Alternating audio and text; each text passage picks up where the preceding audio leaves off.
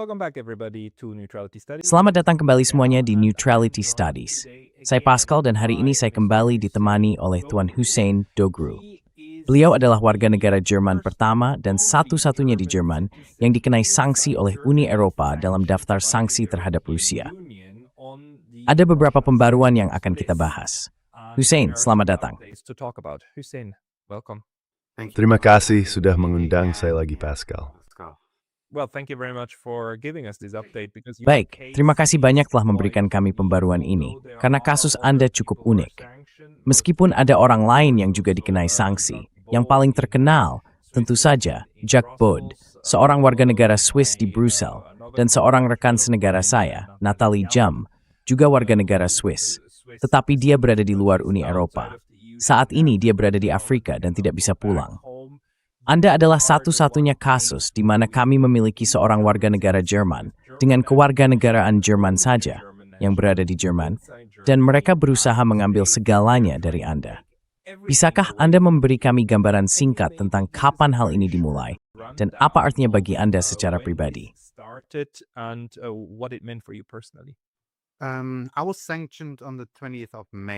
Saya dikenai sanksi pada 20 Mei 2025 tahun lalu. Sebentar lagi akan menjadi hari peringatannya. Baiklah. Itu terjadi di bawah, seperti yang Anda katakan, paket sanksi Rusia ke-17, yang konon karena saya memiliki hubungan dekat dengan negara Rusia, serta dengan apa yang disebut sebagai aparatus propaganda negara Rusia. Dan hal itu kabarnya dijelaskan oleh liputan saya tentang genosida di Palestina. Snowordindain keras terhadap demonstrasi Palestina di Erbagi, the Searle Sosial di seluruh Eropa.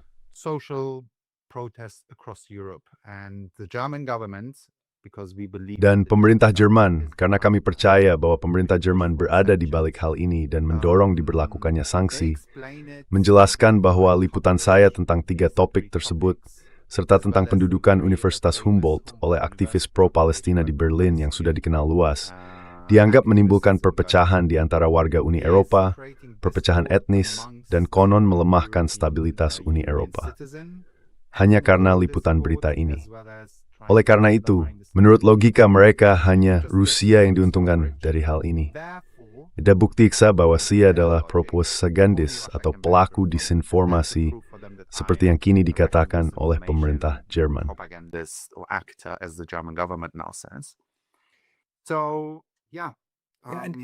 Jadi ya, dan tentu saja kemudian menjatuhkan sanksi padamu. Maksudku, ini diputuskan oleh Dewan Uni Eropa, bahkan bukan oleh Komisi, tetapi oleh Dewan yang memasukkanmu ke dalam paket daftar sanksi terhadap Rusia.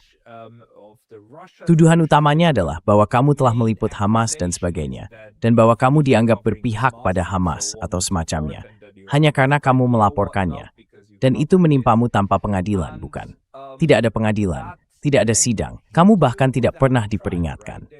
Lalu tiba-tiba, pada dasarnya semua kebebasan sipilmu, semua hak yang kamu miliki sebagai warga negara, termasuk hak untuk memiliki rekening bank dan kebebasan bergerak, hilang dalam semalam, bukan?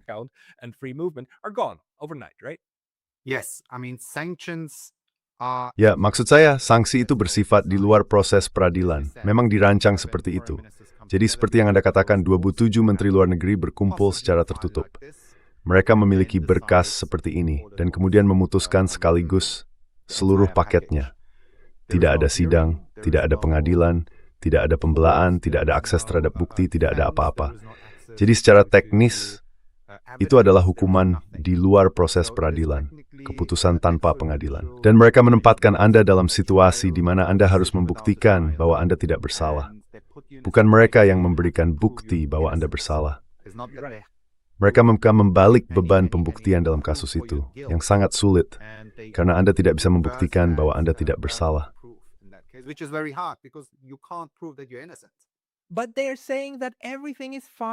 Tapi mereka bilang semuanya baik-baik saja, bahwa hak asasi dan hak hukummu dilindungi, karena kamu punya hak untuk mengajukan banding ke pengadilan Eropa, bukan? Dan karena mereka dengan murah hati memberimu jalur itu, mereka menjaganya tetap terbuka. Itulah sebabnya, semuanya dianggap baik-baik saja, adil, wajar, dan legal. Tapi, mereka sudah bisa mengambil sesuatu darimu dan memulai hukuman segera. Meskipun mereka bilang itu bukan hukuman, bukan? Itu adalah tindakan edukatif. At Kanstein disciplinen. It's made Skursno Steinberg you. Being disciplined. Can you speak to that a little bit? So the European Union itself. Jadi sampah mersmangs, idasi tu situs web mereka rembaran sanksi yang mengubah perilaku seseorang yang dapat tertum. Arbitration is semuanya merupakan paku kursumondi, yang tidak melakukan kejahatan, tetapi anda melakukan berstat sesuatu yang wajib terfijin TTI. Lalu dijelaskan lebih lanjut bahwa mereka ingin mengubah perilaku yang tidak melanggar hukum itu agar orang tersebut mendukung kebijakan luar negeri dan kepentingan Uni Eropa. Itulah definisi sanksi menurut Uni Eropa. Jadi hal itu sendiri sudah menjadi masalah. Kemudian mereka mengatakan, Anda memiliki hak untuk mengajukan banding, Anda memiliki hak untuk pergi ke pengadilan, tetapi pada saat yang sama, saya tidak bisa membayar pengacara saya. But at the same time, I can't pay my lawyers. Like, how do I have access to the judicial? Bagaimana saya bisa mengakses sistem peradilan jika saya tidak mampu membayar pengacara untuk menggunakan hak itu? Kita hidup dalam sistem di mana segalanya membutuhkan uang, tetapi saya tidak memiliki akses terhadap uang tersebut. Sekarang, hal lucu lainnya adalah ketika saya mencoba menggugat di Jerman, pemerintah Jerman berkata, itu tidak ada hubungannya dengan kami. Itu urusan Uni Eropa. Lalu ketika kami pergi ke Uni Eropa, yang sudah kami lakukan dan sekarang sedang menunggu keputusan, masalahnya adalah, maksud saya kami sedang menunggu keputusan dalam 2 hingga 3 bulan ke depan dari Pengadilan Umum Eropa, yang merupakan satu tingkat sebelum Pengadilan Eropa. Mereka bisa memutuskan di 2 tingkat. Yang pertama adalah, apakah ada hukum yang dilanggar? Is any law violated? If they go that way, I will definitely win. Jika mereka mengambil jalan itu, saya pasti akan menang. Atau cara kedua bisa jadi adalah kesalahan prosedural. Masalahnya tidak ada kesalahan prosedural, karena begitulah cara Uni Eropa bekerja saat ini, suka atau tidak suka. Mereka membangun mekanisme mereka sendiri yang tidak didasarkan pada keputusan pengadilan, melainkan pada keputusan para politisi dan diplomat. Itu berada di luar proses peradilan. Jadi oleh karena itu hal itu dianggap sah. Dan seperti yang dikatakan mantan hakim pengadilan Eropa, Nina Koldet, dalam laporan ahli hukum tentang kasus saya, sanksi-sanksi ini melanggar setiap hukum di negara-negara anggota Eropa. Bahkan dia mengatakan bahwa kita tidak memiliki cara untuk mengendalikan keputusan-keputusan ini, karena berada di luar sistem peradilan. Hal itu membuat saya sulit untuk melawannya. Hey, very brief intermission because I was recently banned. Hey, jeda singkat dulu, karena saya baru saja diblokir dari YouTube. Dan meskipun saya sudah kembali, hal ini bisa terjadi lagi kapan saja. Jadi mohon pertimbangkan untuk berlangganan, tidak hanya di sini, tetapi juga di daftar surel saya di Substack. Alamatnya pascalotas.substack.com. Tautannya ada di deskripsi di bawah. Dan sekarang, kita kembali ke videonya. Ya, tapi inilah mengapa keputusan terbaru dari pengadilan lokal di Jerman sangat penting. Karena orang perlu memahami bagaimana interaksi antara tingkat Uni Eropa dan tingkat nasional Jerman bekerja. Keduanya terus saling berhubungan. Dan sebenarnya, tingkat Uni Eropa justru agak merongrong seluruh struktur konstitusional Jerman, di mana konstitusi seharusnya melindungi warga dari penyalahgunaan kekuasaan negara. Tapi sekarang negara berkata, itu bukan kami, itu yang di atas kami. Jadi hal itu tidak lagi menjadi kewenangan mereka. Bisakah teman-teman dalam keputusan baru in minor yang ini hal?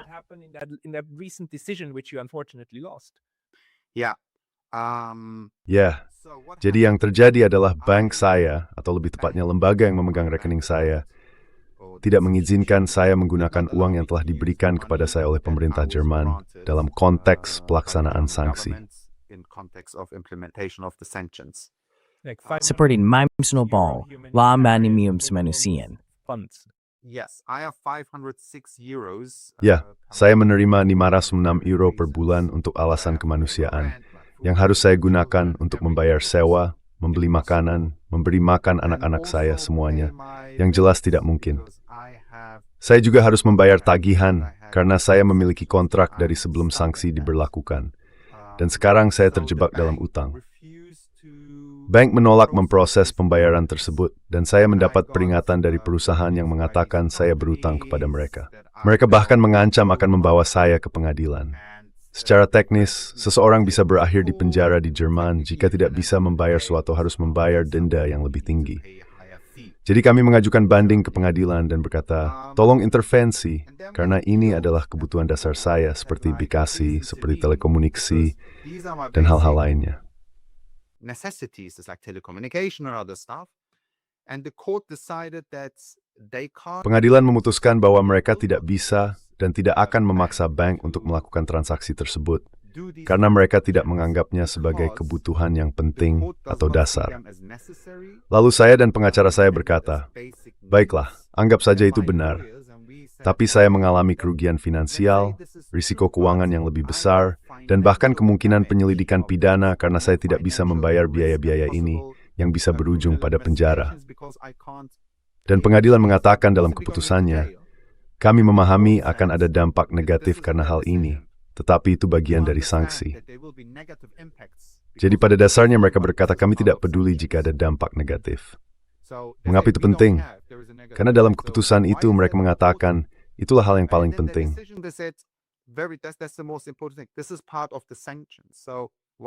Ini adalah bagian dari sanksi. Jadi mengapa hal itu penting? Seperti yang Anda tunjukkan, hukum atau keputusan Eropa mengesampingkan hukum dan keputusan nasional. Dewan Eropa, keputusan yang diambil di sana atau parlemen, negara-negara anggota Eropa harus melaksanakannya, seperti sanksi. Jadi saya berada dalam situasi yang membingungkan. Jika saya ingin menuntut seseorang di Jerman, mereka merujuk saya ke Uni Eropa. Tetapi jika saya mencoba menuntut Uni Eropa, atau komisi, atau dewan, dalam hal-hal tertentu, mereka bukan merujuk saya kembali ke pemerintah Jerman, misalnya. Kami bisa mengajukan banding atas sanksi tersebut, kami mencari kasus kami, dan para pengacara Dewan Eropa menyampaikan pembelaan mereka.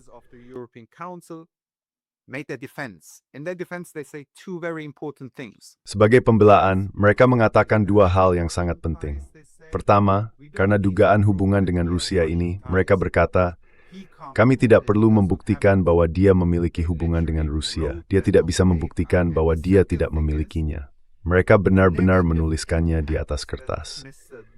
Dan hal kedua adalah, dampak negatif yang dijelaskan oleh Tuan Dokru dalam pembelaannya tidak ada hubungannya dengan sanksi, karena hal itu terjadi di Jerman. Dan kami berkreasi, tapi hal-hal ini terjadi karena sanksi. Jadi saya berada dalam situasi hukum yang bagaikan lubang hitam, di mana hukum bisa digunakan melawan saya, tetapi saya tidak bisa menggunakan hak-hak konstitusional jubla diri saya untuk membela diri, karena mereka selalu bujuk pada sanksi.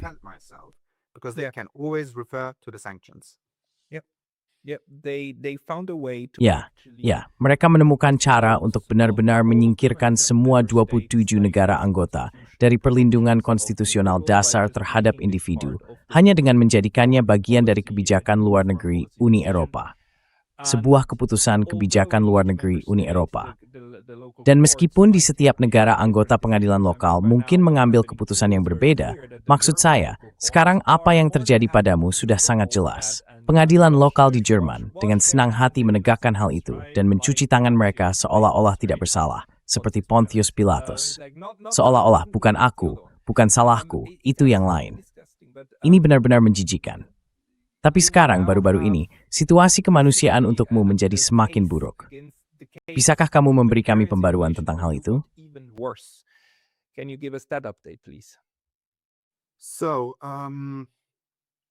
Jadi kami sudah, setidaknya saya tidak punya akses ke uang. Rekening istri saya masih berfungsi karena dia tidak dikenai sanksi.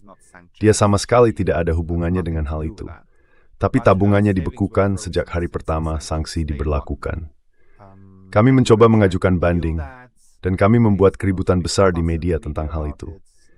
Beberapa jurnalis yang bersahabat, atau setidaknya segelintir yang meliputnya, memberitakannya. Dan setiap kali setelah Muxpiesenlian di media, pemerintah Jerman justru memperburuk situasi. Eskalasi terbaru adalah mereka membekukan semua rekening bank istri dia. Dan sekali lagi, dia tidak dikenai sanksi. Dia bagian dari proses ini. En siapa yang merestu? Die banks that tap the ticketstari, sur product recombrand. Today, through a tapu we separate in for you. This was a decision by the sanctions implementation Ini adalah keputusan dari lembaga pelaksana sanksi. Kami memiliki sesuatu yang serupa di Jerman, Zentralstation für Sanktionen, stasiun pusat untuk sanksi. Itu adalah badan yang menurut saya berada di bawah Kementerian Keuangan di Jerman, atau mungkin Kementerian Ekonomi, apapun namanya. Dan ini bukan keputusan pengadilan, mereka hanya memutuskan begitu saja. Alasan yang diberikan pada dasarnya ada dua. Pertama, saya penting is this, bahwa saya utulik kendali, at is stright, tim bahwa kita segiber rekening. Dan bukti trade men kausi tor melikita pasturing, kan steva tiratai bahwa gala tanlaik. Dig very do it some totis by gips regaf, book war, imik to got ticket at these two. That we are married, that we're so close to each other. And the second one is because of the sanctions. Dan alasan kedua adalah karena sanksi, asuransi mobil saya dibatalkan. Setiap asuransi, hampir semuanya dibatalkan karena saya dikenai sanksi. Saya tidak punya hak lagi. Istri saya yang mengambil asuransi mobil untuk mobil kami, omong-omong, itu mobil kami, bukan hanya milik saya. Mobil itu terdaftar atas nama saya, karena tidak bisa mendaftarkan mobil atas dua orang.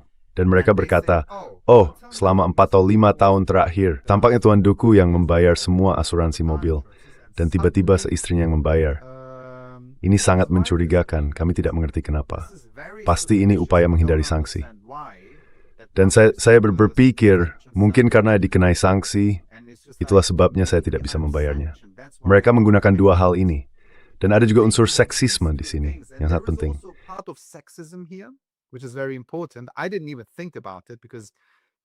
Saya bahkan tidak memikirkannya sampai orang-orang mulai berkomentar tentang hal itu. Mereka mengatakan hal-hal seperti, Jerman yang demokratis tidak bisa percaya bahwa seorang perempuan memiliki kendali atas uangnya sendiri. Pasti laki-laki lagi yang mengaturnya. Itu cukup lucu, karena di Eropa kita selalu memberi ceramah tentang hak-hak perempuan. Tapi ketika sampai pada hal ini, justru pemerintah Jerman yang mundur melawan hak-hak perempuan. Jadi itulah masalah yang kami hadapi. Kamu tahu yang kami hadapi adalah bahwa di masa lalu kami masih bisa bertahan karena istri saya memiliki akses ke uangnya. Sekarang itu hampir mustahil. Karena istri saya, dua bayi kami yang baru lahir, dan anak kami yang berusia 6, hampir 7 tahun hanya memiliki 56 euro untuk sebulan penuh. Tidak ada yang lain. Kami tidak bisa membayar sewa. Nothing else right now. We can't pay our rent. Right? Because Or 3 spef out di rekening bank. in a bank account. I get it over. I have my money on my bank. Saya mengerti semuanya. Uang saya ada di bank saya. Itu uang saya, omong-omong. Bukan sesuatu yang diberikan pemerintah kepada saya. Saya hanya bisa menarik 56 euro tunai, tidak lebih. Saya tidak bisa mentransfernya. Saya harus menggunakan aplikasi ini. Saya tidak punya kartu dan memindainya di toko kelontong. Lalu mereka bisa membayar saya. Tidak bisa di ATM, bahkan tidak bisa di bank. Itu tidak mungkin bagi saya. Jadi kami hanya memiliki 56 euro tersisa. Dan mij vuhenten bare putsani boy, it's des poverty ming and golu. Spyming to care bring you. Strategi, dimming street peg met euro. To get pipe nim gain. And we needed to buy groceries. And now tomorrow I need to pay my rent, which I can't. Dan sekarang besok saya harus membayar sewa yang tidak bisa saya lakukan. Jadi begitulah situasinya. Apa yang dilakukan pemerintah Jerman, ya itu memang sebuah lembaga, tapi tetap bagian dari pemerintah. Pada dasarnya membahayakan nyawa anak-anak saya, karena saya tidak bisa memberi mereka makan. Saya benar-benar tidak bisa memberi mereka makan. Dan bagian lain dari eskalasi ini yang terjadi sedikit lebih awal, adalah bahwa setiap negara memiliki konstitusi dan hukum yang berbeda. Jadi mereka perlu menyesuaikan penerapan sanksi sesuai dengan konstitusi masing-masing. Di Jerman hal itu diputuskan saya kira sekitar pertengahan Januari. Ya.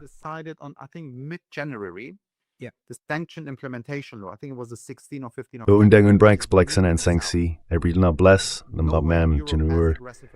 Undang unik tercet di Eropa yang seagresif di Jerman. Pengacara saya bahkan berjentik.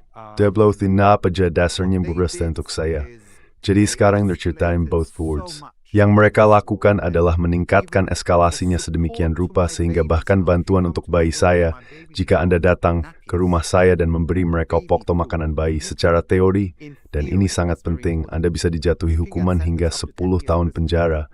hanya karena membantu bayi dalam situasi bencana kemanusiaan. Mereka tidak secara eksplisit menyatakannya dalam undang-undang, tetapi ditulis berita memintu en hier mes den Yusuf Bremen tur den burst heb disting new. be put under this law and be sanctioned. So when last Friday, Jadi, ketika pada hari Jumat lalu terjadi penyitaan rekening bank istri saya, banyak orang yang menelepon, beberapa teman, seorang politisi Jerman juga pengacara saya dan para asistennya. Mereka datang kepada saya dan berkata, apa yang bisa kita lakukan? Dan pengacara saya berkata, jangan, kamu tidak diizinkan. Mereka semua terkejut. Dan mungkin ini juga merupakan pesan untuk semua penonton Anda dalam setiap bahasa yang Anda publikasikan. Semua orang sama menaruh supaya sekarang, bagaimana kami bisa membantu Anda? Bagaimana kami bisa membantu Anda? Tolong beritahu saya, bagaimana kami bisa membantu Anda? Pertama-tama, saya sangat berterima kasih atas semua pesan ini. Tetapi Anda tidak bisa mengirimkan apapun kepada saya atau uang, karena itu akan digunakan Anda dan melawan saya. because that will be used against you and against me. So that's why I can't comment. Jadi itulah alasan mengapa saya tidak bisa membalas email atau komentar di media sosial. Karena hal itu bisa digunakan untuk memberikan sanksi lebih lanjut kepada saya. Sekarang, hal terakhir yang ingin saya sebutkan, yang paling berbahaya adalah bahwa setiap kali pemerintah meningkatkan eskalasi, selalu ada langkah berikutnya. Kita berpikir seberapa jauh pemerintah ini bisa melangkah.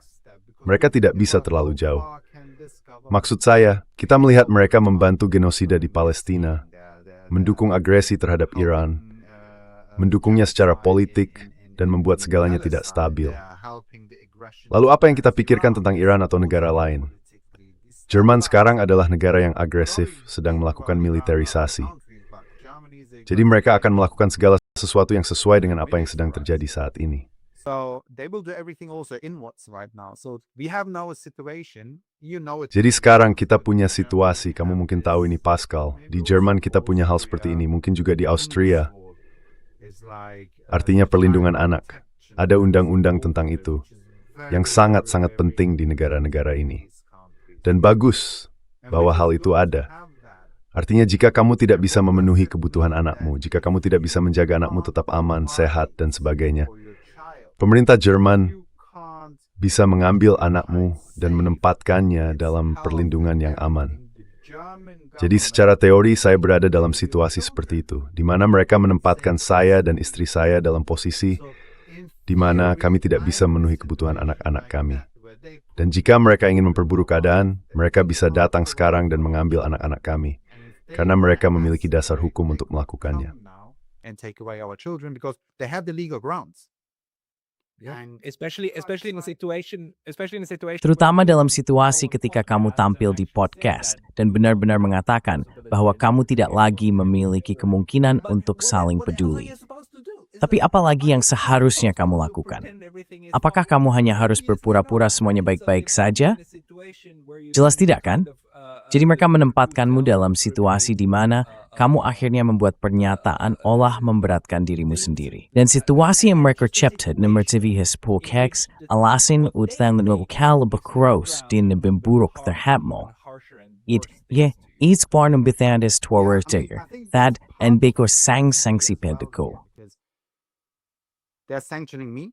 They're trying to break me. They're trying to break my family. Mereka berusaha menghancurkan saya. Attacking me. Mereka berusaha menghancurkan keluarga saya, dan mereka menyerang saya. Maksud saya, pertama mereka menargetkan saya, lalu mereka menargetkan istri saya, dan sekarang mereka benar-benar menargetkan anak-anak kami. Mereka menargetkan anak-anak di sini. Maksud saya, kita harus memahami hal itu sekarang. Tapi ada alasan di baliknya. Mereka sedang menciptakan kasus presiden agar orang lain menjadi takut. Dan orang-orang di Jerman memang takut. Jurnalis di Jerman juga takut. Jika Anda melihat lanskap media Jerman, perlahan-lahan ada kebangkitan. Orang-orang mulai melaporkan, tapi selalu yang sama. Biasanya Leitung Junge Welt dan Florian Warwick, jurnalis yang sangat terkenal. Saya juga sangat khawatir untuknya. Dia mungkin akan dikenai sanksi juga, karena dia benar-benar melakukan jurnalisme. Dan Jerman tidak menyukai hal itu saat ini. Germany does not like that right now. And every single journalist is silent. Dan setiap jurnalis diam di konferensi pers Jerman misalnya. Saya rasa kemarin Florian Warwick bertanya di konferensi pers Jerman kepada juru bicara Kementerian Keuangan atau Ekonomi Jerman, jelaskan situasi saya. Anak-anak dalam bahaya. Bagaimana Anda bisa membenarkan hal itu? Juru bicara tersebut menjawab, kami tidak mengetahui situasi ini. Ini sesuatu yang baru bagi kami perlu menelusurinya. Dan semua jurnalis lainnya, mereka tidak mengajukan satu pertanyaan pun. Dan inilah akibatnya. Mereka tidak perlu lagi menyensor siapapun karena mereka menyensor diri mereka sendiri. Dan itulah strateginya. Semakin kita menyakiti Hussein Doku, semakin yang lain akan diam. Dan itulah sebabnya kasus saya bukan hanya kasus saya, secara teknis ini juga kasus mereka, karena mereka juga akan menjadi sasaran berikutnya. Yeah. Do you think we are at some Menurutmu, kamu tahu, pada tingkat tertentu, kita semua hanya bisa menebak. Tapi apakah sebenarnya ada sekelompok orang yang memikirkanmu ketika mereka melakukan hal-hal ini? Atau apakah kita sedang menghadapi situasi di mana pada dasarnya ini adalah semacam monster birokrasi yang berlebihan ala Uni Eropa Jerman, di mana satu roda gigi berputar ke roda berikutnya, dan pada akhirnya, hak asasi manusiamu hancur di tanah. Semua bagian melakukan persis apa yang seharusnya mereka lakukan, tapi mereka melakukannya secara berlebihan, dan kemudian semuanya hancur. Atau menurutmu ada beberapa pemain kunci yang benar-benar ingin menempatkanmu di luar sana, menyalipmu, dan memberitahu semua orang, lihat, itulah yang terjadi padamu jika kamu memilih jalan itu.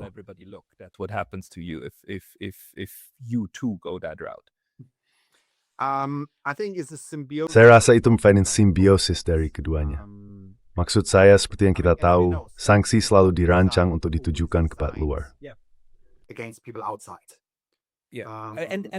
Dan Yevdalas, mereka diincas untuk memengaruhi sistem, bukan? Jadi sistem itu sendiri mulai menghandalkan tersebut. Itulah yang sebenarnya sedang terjadi padamu. Ya. Jadi sanksi ini adalah pertama kalinya sanksi digunakan ke dalam negeri terhadap seseorang seperti saya.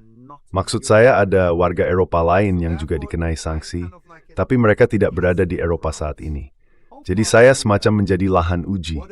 Seberapa jauh kita bisa melangkah, apa yang mungkin dilakukan, apa yang perlu kita perbaiki dalam undang-undang nasional agar bisa menerapkan sanksi ke dalam negeri. Itulah yang sedang dilakukan Jerman sekarang. Bagaimana mereka akan menerapkannya? Bagaimana mereka menyiapkan sisi yudisial dari semuanya agar bisa diterapkan di setiap negara. Dan saya seperti menjadi ladang percobaan karena Eropa sendiri. Saya pikir ini bukan hanya soal Jerman. Maksud saya Jerman dan Prancis adalah kekuatan pendorong di Eropa, baik secara politik maupun ekonomi. Dan kita tahu bahwa Jerman juga mendorong militerisasi Eropa. Mereka kata semangat, if the bird smoke birds the house, you just think you perang ini melakukan you see. They really want this war against Russia as well. Whatever we think about Russia. Apapun yang kita pikirkan tentang Rusia, kita bisa melihat bahwa ekonomi Eropa sedang hancur, terutama ekonomi Jerman. Maksud saya, jika kita melihat berita selama 2 tahun terakhir, jantung industri Jerman, yaitu industri mobil, sedang runtuh. Mereka tidak bisa bersaing lagi. Beberapa bulan lalu, van der Leyen mengatakan bahwa industri sipil harus mampu memproduksi untuk atau menjadi bagian dari industri militer. Dan sekarang, apa yang dilakukan Volkswagen? Mereka memutuskan untuk memproduksi kendaraan lapis baja. Apa yang kita lihat pada Rheinmetall? Mereka sedang berkembang dan mengekspor, dan merekalah para pemenang besar. Jadi mereka sedang bersiap untuk perang. Mereka sedang bersiap untuk militerisme. Mereka sedang bersiap untuk agresi keluar. Namun agresi itu juga kini mulai berbalik ke dalam. Bukan hanya di Jerman, mungkin Jerman hanyalah stupid break, dan karena negara ini merupakan salah satu di Eropa.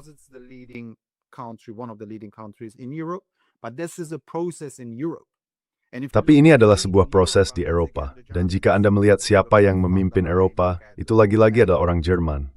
Maksud saya, lihat saja von der Leyen, lihat siapapun. Secara ideologis, hal itu sudah ada. Jadi ini sedang diuji pada saya, tetapi juga mempersiapkan semua negara lain, agar di masa depan tidak ada oposisi, tidak ada jurnalis kritis, tidak ada orang-orang kritis di jalanan. Mari kita buat mereka takut dengan kasus presiden, karena itu mudah. Dia punya nama asing, meskipun dia orang Jerman. Mereka masih berpura-pura, bahkan sampai hari ini, bahwa saya warga negara Turki, padahal saya hanya orang Jerman. Masih, sampai sekarang. Dia punya label Rusia, label pendukung propaganda teror. Itu mudah, itu bisa diterima. Dan mari kita lihat sejauh mana kita bisa melangkah.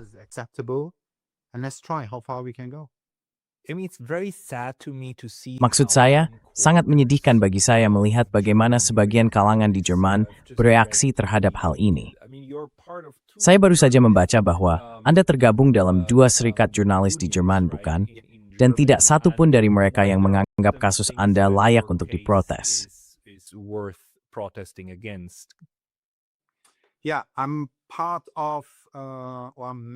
Ya, saya anggota Verdi, salah satu serikat pekerja terbesar di sini, dan juga anggota serikat jurnalis mereka, Serikat Jurnalis Jerman DJU, serta Verband Jurnalis Jerman, yaitu asosiasinya. Asosiasi, tepat sekali. Jadi orang perlu tahu, sebelum saya dikenai sanksi, sudah ada kampanye media besar-besaran terhadap saya. Dia orang Rusia, dia ini, dia itu, pendukung teroris, pembenci Yahudi, dan sebagainya. Kampanye itu dipimpin oleh beberapa jurnalis di Jerman dan beberapa surat kabar, salah satunya yang katanya berhaluan kiri, padahal tidak. Dan jurnalis Nicholas Potter menyebarkan rumor, tuduhan, memulai kampanye pencemaran nama baik, yang omong-omong baru saja menerima penghargaan jurnalis dari sebuah organisasi lobi senjata Israel di Jerman, tetapi menuduh saya sebagai jurnalis yang didanai oleh negara Rusia.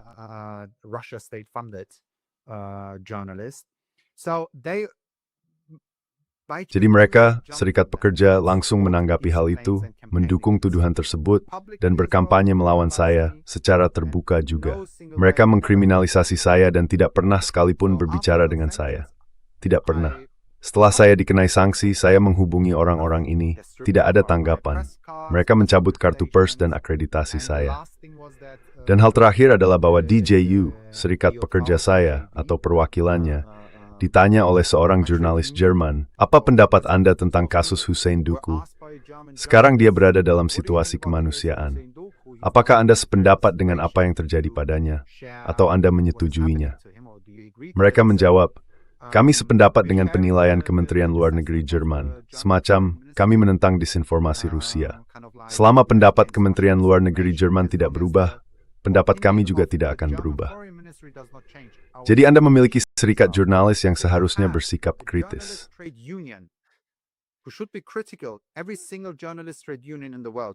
Setiap serikat wartawan di dunia seharusnya selalu bersikap kritis terhadap pemerintah mereka. Tidak peduli apakah pemerintah itu berhaluan kiri, kanan, atau dari negara manapun, karena itulah inti dari demokrasi. Jurnalisme adalah alat yang seharusnya ditakuti oleh pemerintah.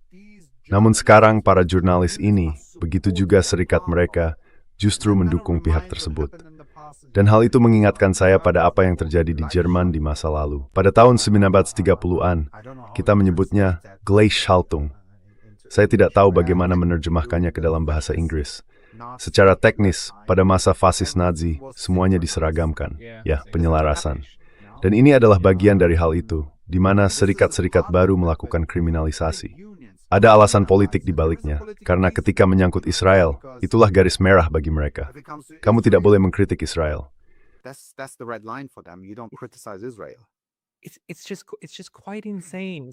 Ini benar-benar gila.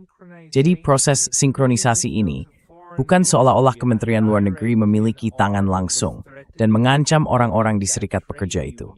Ini adalah fenomena lain. Dan kamu tahu, mungkin bukan kebetulan bahwa bahasa Jermanlah yang menciptakan kata-kata yang sulit diterjemahkan seperti ini.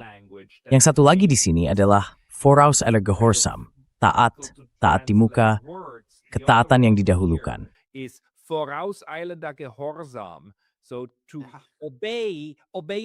Itu juga sangat khas bahasa Jerman. Seperti mengatakan, tidak, biarkan aku mencoba memahami apa yang diinginkan otoritas. Dan sebelum mereka memberitahuku, aku sudah akan menerapkannya agar aku selalu berada di pihak mereka. Jadi ini adalah contoh khas dari apa yang terjadi di sini. Dan bagaimana seluruh mekanisme di luar mekanisme hukum mulai benar-benar menghasilkan konsekuensi yang sangat buruk di kemudian hari. Ya. starts like really producing absolutely horrible outcomes downstream. Yeah, I mean, if you look at these trade unions, Ya maksud saya kalau kamu lihat serikat-serikat pekerja ini, serikat pekerja seharusnya independen, tidak terhubung dengan partai politik. Tapi kalau kamu benar-benar melihat serikat pekerja mana yang berpengaruh, seolah-olah satu pihak dikuasai oleh Sosial Demokrat dan pihak lainnya oleh Demokrat Kristen yang semacam mengendalikannya. Ada banyak kegiatan lobby di sana. Banyak pekerjaan lobby yang dilakukan oleh para politisi. Dan karena itu, sudah memiliki sadar pekerja yang berdasarkan menjalankan tugasnya. that actually does its work. I mean, the job of a trade union is to Maksud saya, tugas serikat pekerja adalah melindungi para anggotanya, bukan melindungi para pekerja, melindungi dunia, ya, melindungi para jurnalisme apapun itu. Alih-alih melakukan hal itu, maksud saya mereka tidak harus menyukai saya, tidak apa-apa. Bagus kalau kita punya pendapat yang berbeda, tapi setidaknya datang dan bicaralah dengan saya, lihat dulu buktinya. Kamu seorang jurnalis, kamu seharusnya bersikap kritis. Kamu seharusnya berbicara dengan pihak lain. Kemudian kewajiban editors web untuk berusaha seobjektif ingin, kan? Dan lihatlah buktinya. Ini tidak berdasarkan bukti. Mereka tidak berkata, kami tidak perlu melihatnya. Mereka yang berkami, jangan tunjukkan dan tunjuk itu kepada kami. They don't even say, we don't have to look at it. Don't even show us that. So, but what they are doing at the moment, you know, it's Apa yang mereka lakukan sekarang sangat buruk di begitu banyak tingkat. Aku bahkan menerima beberapa email yang mengatakan, Pascal, kamu harus berhati-hati dengan Hussein Dogru, karena dia pernah mengeluarkan beberapa hal di masa lalu yang sangat diragukan di medianya. Dan aku harus memberitahu mereka, lihat, begitu kamu melakukan itu, kamu sudah terjebak. Jika kamu mulai memberitahu orang bahwa seseorang, karena dia mengeluarkan sesuatu yang sah dan adil, tapi mungkin diragukan, kalau kamu terjebak dalam perangkap itu dan mulai berkata, ya lihat, dia tidak sepenuhnya bersih, maka kamu sudah kalah.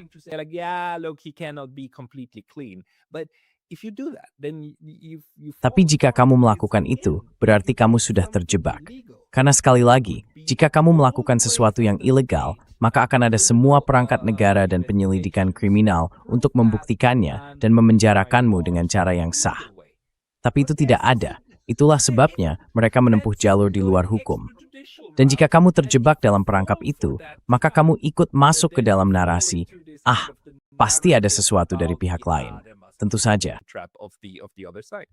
Of course, I mean, that's what Germany did. Maksud saya, itulah yang dilakukan Jerman. Jerman tidak bisa membungkam saya. Jerman tidak bisa mengadili saya. Mereka tahu tidak ada pengadilan, tidak ada hukum Jerman yang akan menghukum saya di sini. Itu tidak mungkin, karena kebebasan pers menurut hukum sangat dilindungi, seperti kebebasan berbicara atau apapun. Ya, asas menings. Yeah, for good reasons. We have the history for that. Ya, dan itu ada alasannya. Kita punya sejarah untuk itu di sini. Itulah mengapa mereka memindahkannya ke Uni Eropa, karena tidak ada cara hukum untuk itu. Mereka hanya memutuskan begitu saja. Mereka punya hak untuk memutuskannya, dan itulah yang mereka lakukan. Menurut saya, itu adalah alat yang paling berbahaya di sini. Ini adalah alat unik yang diciptakan oleh Eropa, dan itu kembali ke tahun 2012, 2013, kamu tahu? Itulah monster yang diciptakan. Mengparam berpesit. Break Trussell, it's a without the road pengiling. It's in where high south can you worry marine, then where minted day marine Thailand and made of disease and gainly grocery stamp with from board. And on Germany, two examples. There is this international arrest for... Ada satu hal, maksud saya ada surat perintah penangkapan internasional untuk Netanyahu, kan? Benar. Jerman mengatakan kami tidak akan mematuhinya. Seperti tunggu dulu, kalian adalah penanda tangan, jadi kalian harus mematuhinya. Dan hal kedua, ada beberapa kasus warga Rusia yang dikenai sanksi, dan pengadilan Eropa membatalkan sanksi tersebut. Namun selama 3, 4, 5 tahun sekarang, Dewan Eropa dan negara-negara anggotanya menolak untuk menghormati keputusan pengadilan itu, pengadilan tertinggi di Eropa, dan mereka belum mencabut sanksi terhadap orang-orang tersebut. Jadi pertanyaan saya adalah, mengapa saya harus pergi ke pengadilan jika kalian tidak menghormatinya juga? Dan apa legitimasi pengadilan kalian untuk mengadili saya sekarang jika kalian sendiri tidak menaati hukum? if you don't even obey to the law. Yeah. I think if I got it Ya, saya pikir, kalau saya tidak salah paham, intinya adalah setiap kali pengadilan Eropa memutuskan tentang pencantuman, alasan pencantuman, itu satu-satunya hal yang bisa mereka putuskan. Mereka hanya bisa mengatakan bahwa alasan pencantuman itu tidak benar secara faktual, dan karena itu orang tersebut harus dihapus dari daftar. Tapi yang dilakukan adalah mereka hanya mengubah alasannya. Mereka memberikan alasan yang berbeda, dan tetap membiarkannya di sana. Install after that you have impersing, that was scary. I was saying to and something for me. Remember tin yas, ani rusuk winner malal thwarni to over resu. Look, this undoes our power to check you, but still until now they just do that. They changed it. Tapi tetap saja, sampai sekarang, mereka hanya melakukan itu. Mereka mengubah alasannya dan berkata seperti, pengadilan, kamu harus meninjaunya lagi. Kamu harus melakukan seluruh proses penilaianmu lagi, yang jelas merupakan lelukon. Dan itu menimbulkan pertanyaan, apa yang sebenarnya bisa kamu lakukan dalam praktiknya? Maksudku, masih ada satu pengadilan lagi yang bisa kamu datangi. Tapi itu lebih seperti pengadilan moral daripada yang lain. Jalur hak asasi manusia, entah di Strasbourg kan? Pengadilan hak asasi manusia Eropa, meskipun ada masalah juga di sana, atau di dalam Perserikatan Bangsa-Bangsa, di mana ada sistemnya juga. Apa kamu sempat memikirkannya? System as well. Did you think about that? So our strategy is, Jadi strategi kami adalah, masalahnya adalah kamu tidak bisa berada di beberapa pengadilan sekaligus. Kamu harus melangkah satu persatu. Saat ini, kami berada di Pengadilan Umum Eropa di Luxembourg, kalau tidak salah. Kami sedang menunggu keputusan, dan kami pikir hasilnya akan negatif. Mereka bisa memutuskan dengan dua cara. Yang pertama berdasarkan hukum. Apakah ada pelanggaran hukum? Jika iya, saya akan menang. Yang kedua berdasarkan kesalahan prosedural. Dan dalam kasus isus anisoin, mereka memutuskan perperstuiris dan proseduri karena didetik. Karena mereka bilang seperti, semua prosedur sudah diikuti. Tidak ada kontrak yang menimpa kontrak lain. Jadi semuanya baik-baik saja. Silakan lanjutkan. Fine, go ahead. all fine. Because Ya, semuanya baik-baik saja. Karena lingkungan politik tidak memungkinkan hal lain. Dan saya pikir salah satu orang yang kamu wawancarai pernah berkata, saya bahkan tidak ingat siapa, kamu akhir-akhir ini mewawancarai begitu banyak orang. Dia bilang hal ini membutuhkan keberanian politik. Beberapa hakim harus membatalkan sanksi-sanksi ini yang sebenarnya ilegal, tapi keberanian itu tidak ada. Itu juga berbahaya bagi mereka. Dan sekarang, jika mereka memutuskan secara negatif, kami akan pergi ke Pengadilan Eropa, yang merupakan pengadilan tertinggi. Itu akan memakan waktu lagi, 1, 2, mungkin 3 tahun. Sampai saat itu, saya masih berada di bawah sanksi. Kami terjebak dalam lingkaran ini. Mungkin dengan aset istri saya juga dibekukan. Setelah itu, kami bisa pergi ke Pengadilan Hak Asasi Manusia Eropa atau PBB, dan seterusnya. Tapi itu masih jalan panjang. Hal lain yang tidak disadari orang adalah bahwa kita hidup dalam sistem di mana kamu hanya bisa memperjuangkan kebebasanmu jika kamu punya uang untuk itu. Karena sebuah kasus pengadilan sampai selesai bisa mencapai 190, 200, dan 300 ribu euro. Jadi bagaimana saya bisa membayar itu kalau saya bahkan tidak diizinkan untuk bekerja? so how the hell should I pay that if I'm not even allowed to work? Did you? Apa yang IVC pertanyaan mengenai teknis, tahu apa yang terjadi ketika orang tidak memberimu uang, melainkan membayar kontrakmu? Bagaimana jika seseorang memutuskan untuk membayar suarmu di siulan? Mereka memberimu uang, itu membayar untuk itu. Apa itu? Apa maksudnya? Is that? How's that? It is not allowed. Teori paborkan, tu backups repassing word ithing financial financiary. Ya. You're not allowed. Izin corrupt majors amat topsmin. Dit orang ranap me for. Ideawi thanks point. Benefit. Benefit. That's the word. Manfaat. Benefit. Itu kata kuncinya, manfaat. Maksud saya, seseorang bisa saja berkata, kontraknya atas nama istri Hussein Doku, yang mana, bahkan itu pun tidak boleh dilakukan. Karena kemudian, melalui pihak ketiga, saya dianggap mendapat manfaat. Itulah hukum baru di Jerman, yang unik. Di negara lain, saya tidak yakin, saya tidak ingin mengatakan hal yang salah. Tetapi sejauh yang saya tahu, keluarga masih bisa menerima sesuatu. Di Jerman itu tidak mungkin. Jadi kamu bertanya tentang sewa. Saya beri contoh saja. Kamu bahkan tidak bisa memberikan popok untuk anak saya. Lupakan kami. Kamu tahu popok itu jelas, itu untuk anak. Maksud saya tidak akan berjalan-jalan di sini memakai popok. Saya tidak mendapat manfaat dari itu. Jadi sekarang semuanya mungkin dan tujuannya memang untuk menakut-nakuti. Jadi, tapi tetap saja karena itu topiknya, bagaimana kita bisa memberikan dukungan. Yitzhak Weli. Sekarang ada orang-orang yang mulai bersatu, politisi di tingkat Eropa, seperti anggota Parlemen Eropa, tetapi juga politisi lokal di Jerman, seperti yang saya sebutkan, bersama Sefim Dadelen, Rolf Verbernich, dan lainnya di tingkat Eropa, serta beberapa partai lain, yang berusaha membangun sesuatu untuk melawan sanksi secara umum, karena mereka tidak diizinkan membantu saya secara langsung. Jadi, alih-alih membantu saya, mereka ingin menantang rezim sanksi itu sendiri. Atau mungkin mencoba menciptakan atau menemukan cara serina dengan ideologi lain untuk mendukung orang kerak bertujuan meminta orang bisa diempat tidak mendapatkan dorman informasi tentang sanksi ini. Karena ini bukan hanya tentang yang sekarang juga orang lain choose. Is bonus tahu.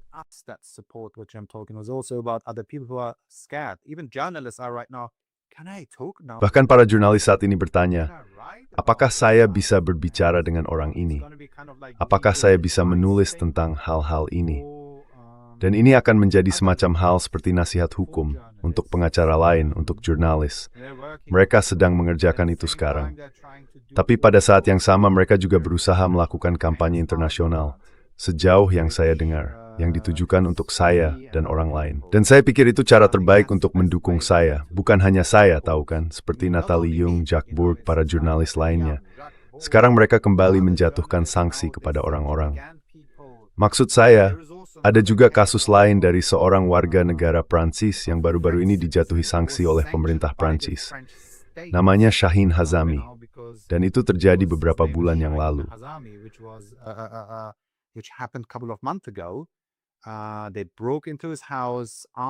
Mereka mendobrak masuk ke rumahnya, polisi bersenjata seperti pasukan khusus anti-teror mendobrak masuk ke rumahnya, dan mereka mempublikasikan semua rekamannya. Jadi sekarang orang-orang sedang memperhatikan Jack Burg, saya, Natalie Jung, tetapi ini terjadi di tingkat Uni Eropa, dan hal-hal seperti ini juga terjadi di tingkat nasional di seluruh Eropa. Dan ada kasus-kasus yang bahkan belum kita ketahui. Ada seorang Jerman, saya pikir dia tinggal di Jerman, seorang pria asal Lebanon, saya lupa namanya sekarang, yang bekerja di PBB. Dia semacam penasihat untuk pemerintah Lebanon, atau sesuatu seperti itu. Mereka mencabut akses perbankannya, juga milik istrinya. Dan itu juga merupakan strategi di seluruh Jerman, pencabutan akses perbankan juga di seluruh Eropa. Jadi, penindasan dimulai di berbagai tingkatan, karena seperti yang kamu tanyakan, mereka menargetkan kamu secara khusus.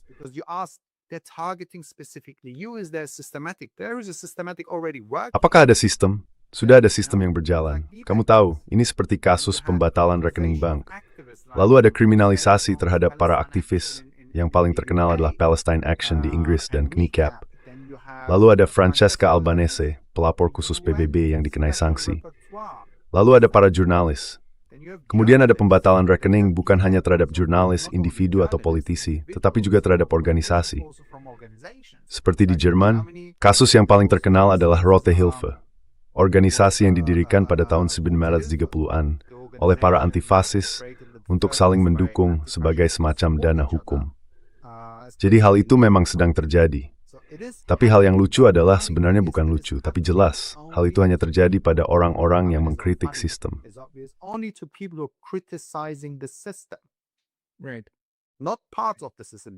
Benar, bukan bagian dari sistem. Mereka diizinkan menyebarkan semua hal mereka. Seperti yang terjadi kemarin, satu contoh terakhir. Presiden Suriah datang ke Berlin. Benar, Presiden Suriah yang dulu, atau mungkin masih, entahlah, seorang pemimpin ISIS yang membunuh warga sipil, memperkosa orang, dan menyembelih orang di Suriah hanya beberapa tahun lalu. Sekarang mereka menggelar karpet merah, sementara orang-orang yang mengkritik sistem itu justru dikenai sanksi. kehilangan akses bank, atau bahkan di penjara. Jadi beginilah keadaan kita di Eropa saat ini. Inilah nilai-nilai Eropa hari ini. Dan inilah yang harus kita perjuangkan bersama. Itulah hal terbaik yang bisa dilakukan orang untuk mendukung kami, tapi juga mendukung diri mereka sendiri. Ja, setuju mga kambaling, paningi kemaf tafang untuk ram inyu to the map swore, the day erbligin exisika. Ada seorang pendeta Jerman, bukan Bonhoeffer. Apakah itu Bonhoeffer? Tidak bukan Bonhoeffer dan Swore. Bagaimanapun, memang seperti itu. Tepat seperti itu. Dan semua orang ini, entahlah, aku tidak ingin menyebut mereka jurnalis, karena jika kamu tidak menanyakan pertanyaan-pertanyaan seperti ini dalam konferensi pers federal tentang kasus jurnalis lain, maka maksudku, kamu semacam kehilangan semua. Setidaknya kamu kehilangan rasa hormatku. Jadi orang-orang ini hanya duduk di sana, dan suatu hari nanti mereka akan melihat ke belakang dan berkata, "Ya, it's andam chinks to an dogru. Dav warzen tali thuju terap ini. And nav vits that night through the bursts together to coming. It's smar mkunethes.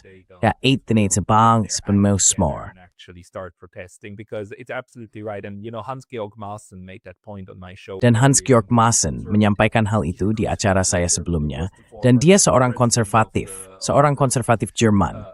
Dia adalah mantan presiden Badan Intelijen Dalam Negeri, dan sekarang dia justru diawasi oleh badan yang sama.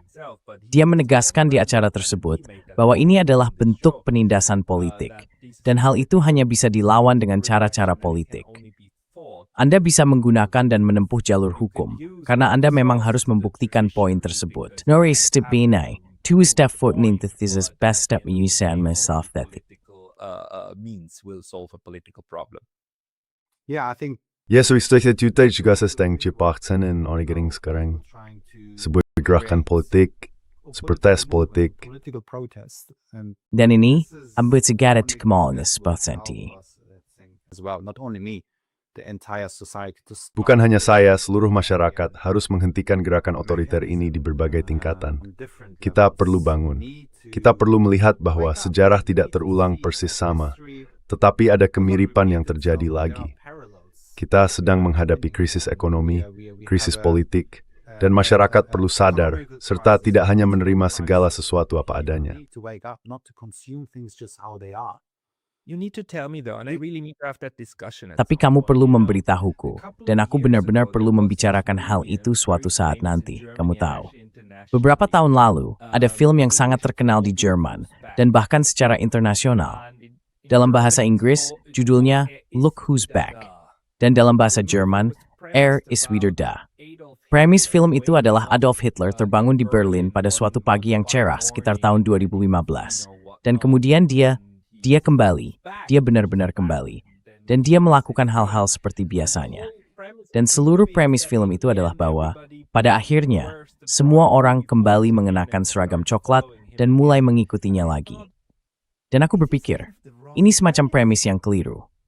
Maksudku, kalau dia benar-benar kembali, aku cukup yakin dia akan bergabung dengan Partai Hijau. Maksudku, mengapa orang Jerman menunggu orang berkulit coklat lain datang dan berbicara seperti Hitler, Betalre, dan kesenduan politik nasional Jude, the istim Tommy Sningy. Within the system that is built already. I don't get that. I mean, maybe it's a harsh comparison. Maksud saya, mungkin perbandingannya terdengar keras, tapi saya mengerti analoginya. Maksudnya sedang dibangun semacam rezim otoriter baru di seluruh Eropa, bentuk penindasan yang baru. Mereka tidak perlu melakukan hal-hal seperti yang dilakukan di masa lalu. Itu sudah tidak diperlukan lagi. Kita seharusnya tidak maksud saya, kita sudah berada di zaman yang berbeda. Seperti yang saya katakan, ada beberapa kesamaan. Orang-orang bertanya, bagaimana mungkin partai-partai sayap kanan, ekstrem, atau fasis bisa duduk di parlemen di seluruh Eropa? Kamu bilang ya, orang-orang sudah memperingatkan tentang hal ini. Tapi kamu hanya berkata, kebebasan berbicara, kebebasan berbicara. Kamu memberikan kebebasan berbicara kepada organisasi fasis atau sayap kanan. Or right-wing organizations, but you shut down the voices, all the liberal. Tapi kalian membungkam suara-suara itu. Semua jurnalis liberal membungkam suara kaum kiri, anti-fasis, atau orang-orang yang melawan hal itu. Dan sekarang kalian berkata, oh bagaimana itu bisa terjadi? Hal yang sama sedang terjadi sekarang pada kami, pada saya, dan yang lain. Kalian mendukung semua hal itu karena disebut agensi Rusia, disinformasi Rusia, hanya karena diberi label Rusia atau pembenci Yahudi atau pendukung Palestina. Dan sekarang kalian mulai sadar, oh, ternyata menargetkan saya. Bagaimana itu bisa terjadi? Svrejigeten hiem septom at the pergarta de garundor. Dento we first words apologet. Ini karar di titik resen. Efarati terbangun suatu hari dan berded. Wah, situasi kirim tikil menskeban so. Wow, that's a different situation that we are in now. Yep. That's a point. Tidak, itu soal prinsip. Kamu harus membelanya dalam kasus-kasus kecil, bukan menunggu sampai misalnya 50% dari populasi menjadi sasaran, dan seterusnya. Ngomong-ngomong, Hussein, adakah hal lain yang perlu kita tambahkan ke diskusi ini yang belum kita sebutkan? No, I think that is all. The only thing is, again... Tidak, saya rasa itu saja. Satu-satunya hal adalah, sekali lagi, protes. Kirim email protes, kirim surat protes, bukan hanya untuk saya, tapi juga untuk semua orang yang dikenai sanksi, semua orang di negara masing-masing. Bersikaplah kritis terhadap kami juga. Jangan hanya menelan mentah-mentah semua yang kamu dengar, bahkan percakapan kita ini. Jangan langsung percaya apa yang kami katakan. Telitilah, cari sumbernya, bicaralah dengan politisimu, bicaralah dengan serikat pekerjamu. Dazikan hani desur dari jadera siapapun yang sedang menonton. Karena itulah satu-satunya dukungan yang bisa kamu berikan kepada kami. Iya, saya. Yeah, that's it. And thank you for all the support to everyone. Dan terima kasih kepada semua orang atas semua dukungannya. Beberapa hari terakhir ini benar-benar luar biasa dalam arti yang sangat positif. Saya berharap dan saya tahu bahwa pada suatu saat kita akan membalikan keadaan ini. Tapi jalannya masih panjang. Dan untuk kalian juga, tolong berhati-hati. Terima kasih atas kerja kalian, karena kalian membicarakan hal-hal yang tidak ingin dibicarakan oleh orang lain atau oleh kita. Maksud saya, mungkin kita sepakat dalam sekitar 70% topik, tapi kita harus bisa berdiskusi. Kalian tahu, itulah intinya. Itulah jurnalisme, itulah kebebasan berbicara. Jadi ya. That's freedom of speech. So, yeah. Dan juga, sebagai sedikit kilauan harapan, orang-orang baik, bahkan ketika mereka berada di sisi lain spektrum politik, seperti Hans-Georg Maassen, seorang tokoh yang sangat konservatif. Ketika mereka adalah orang yang berprinsip, mereka akan membela kamu. Mereka akan benar-benar berkata, lihat, ini salah, meskipun saya tidak mendukung hal itu. Maksud saya, itu seperti Voltaire, bukan? Seperti saya mungkin tidak menyukai pendapat orang itu, tapi dia harus bisa mengatakannya. Dan orang-orang baik, rakin lekumatnya. Dan sebenarnya di Amerika kekuasaan, saya setiap melihat pada posisi kekuasaan, tempat hal itu saat ini berampak. Temanku, tetap kuat dan semoga dan berbicara mega. Coba baru, tolong kekomat bertai. If there are any updates, please let us know. Claim me all. Thank you. Si Matskeri, Pascal Lolas. No maalis da frutas veteri to me. Today.